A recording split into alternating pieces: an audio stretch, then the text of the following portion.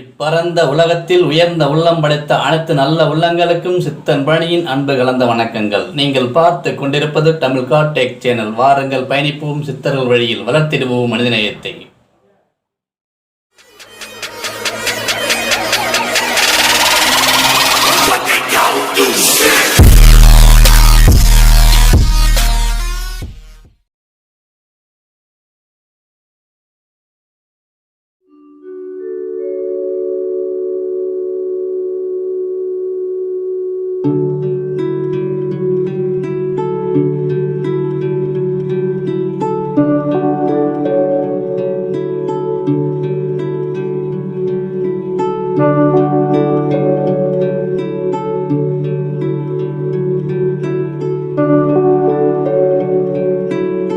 ஓம் நம சிவாய. அஞ்சுவதும் அடிபணிவதும் என் அப்பன் ஈசன் ஒருவனுக்கே என்ற தாரக மந்திரத்தோடு நிகழ்ச்சிக்கு போகலாம் வாருங்கள். நாம் காண இருக்கும் ஆலயம் சப்த துறைகளில் மூன்றாவதாக விளங்கும் ஸ்ரீ ஜோதீஸ்வரர் ஸ்ரீ சுந்தராம்பாள் என்னும் பேநாமம் கொண்டு பெரம்பலூர் மாவட்டம் திருமாந்துறை என்னும் கிராமத்தில் எழுந்து அருளாட்சி செய்து வரும் ஐயனின் ஆலயத்தை பற்றி தான் நாம் இன்று காண இருக்கின்றோம். இப்படிப்பட்ட இந்த ஆலயம் வெள்ளாற்றங்கரையின் அருகாமையில் திருமாந்தூர் என்னும் கிராமத்தில் அமைந்திருக்கின்றது. இப்படிப்பட்ட இந்த வெள்ளாற்றிற்கென்று ஒரு வரலாறே உண்டு.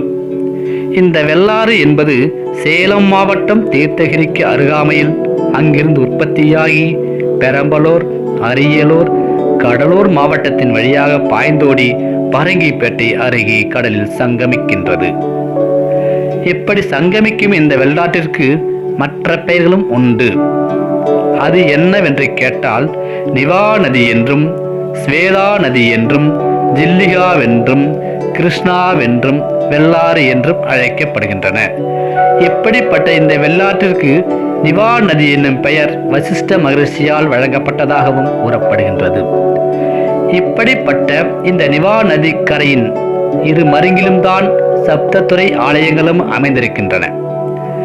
இப்படிப்பட்ட இந்த திருமாந்துறை ஆலயம் நிருகண்ட மகரிஷி அவர்களால் தவம் செய்து வழிபட்ட ஸ்தலமாகவும் கருதப்படுகின்றது.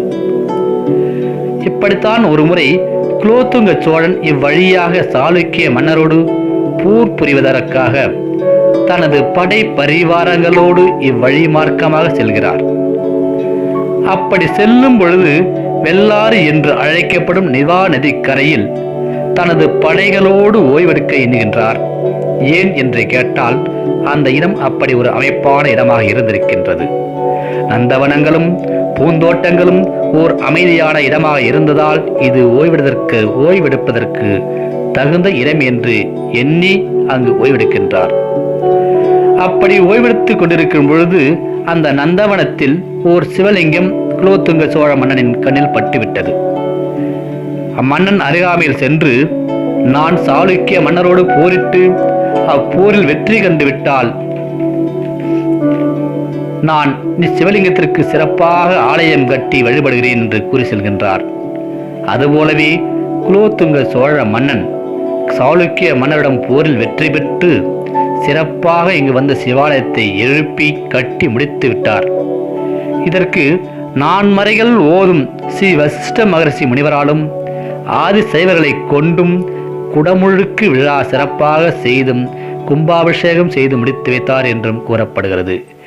இப்படிப்பட்ட இந்த ஆலயம் சோழர் காலத்தில் கட்டப்பட்டதாகவும் மிகவும் புனிதமான ஆலயமாகவும் கருதப்படுகின்றது. இவ்வாலயம் சப்தத்துறைகளில் மூன்றாவதாக விளங்குகின்றது.